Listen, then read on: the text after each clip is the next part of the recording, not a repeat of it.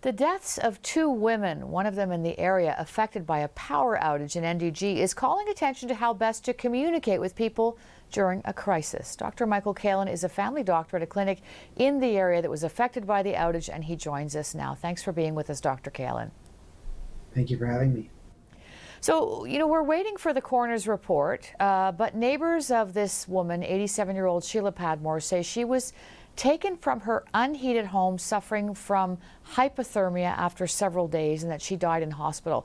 And the neighbors were the ones who led police in to check on her and her husband Sunday night. And they're angry because they say Hydro kept giving them updates on when the power would be back, which led them to believe it would be earlier Saturday night, but that didn't happen.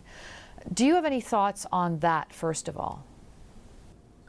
Well, I can say that I've lived through this myself. I'm in a neighborhood which lost power. I had power, I lost it, we got it back again, we lost it again. And my neighbors have been suffering even more than we have. We have vulnerable seniors in the neighborhood. And so I'm quite knowledgeable and sympathetic to this. It's been a very, very tough time, especially considering the extreme frigid weather that we've had. Communication is the most important element, and I understand that frustration. We have a WhatsApp group of neighbors, and this has frequently come up, how there have been promises, people have spoken to workers on the ground, people have spoken to the city, gone on the app, and we've been led along probably, a bit too optimistically. The promises of power being returned in a few hours, maybe later in the day, and sometimes it's gone on for more than a day or even two. And this has really influenced people's decisions to stay at home instead of relocating. And then, tragically, in the case of Montreal West, we've seen some deaths. Yeah. Well, the interim mayor of Côte-des-Neiges, NDG, told us yesterday that this interim information not being passed on, that things were going to be longer than they thought, was wrong.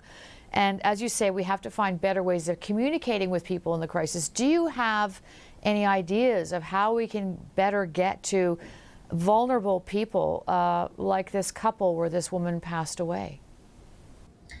Well, that's the key element. It's the vulnerable population. If you're young and able and mobile, you have the luxury of getting in a car or going to a warming center or maybe even a hotel. But there's vulnerable among us. There's the seniors, maybe even seniors who don't have family in town, and we don't want them to be forgotten. And we do have the CIUSSS and we do have the city, and we need to work together in the future. I had a conversation today with the CIUSSS about creating a super vulnerable list, working with SAPA. SAPA is an organization that's dedicated to the autonomy of seniors at home, and working with local family doctors, our teams, the CLSCs. Hopefully we can identify and create a list so if a situation like this arises again, we can reach out to these patients earlier. I can tell you in my own experience that the firefighters went door to door and actually prompted and really urged patients to leave, residents to leave their home, to go somewhere warmer. And I applaud them. I applaud the volunteers and the mayor who did this and worked tirelessly throughout these tough days in this very, very cold weather. Yeah, I think one of the issues that the mayor also brought up was that we have so many different ways of communicating now. There's phones, there's texts, there's robocalls, but not everybody has a landline anymore. So there are holes in the way we communicate with each other these days, and especially seniors are not always comfortable with digital information. So would this group looking at the super vulnerables in our society, would they look at that whole problem? I would hope so. We're talking about seniors and maybe people with dementia who don't have the ability or the skills to use technology.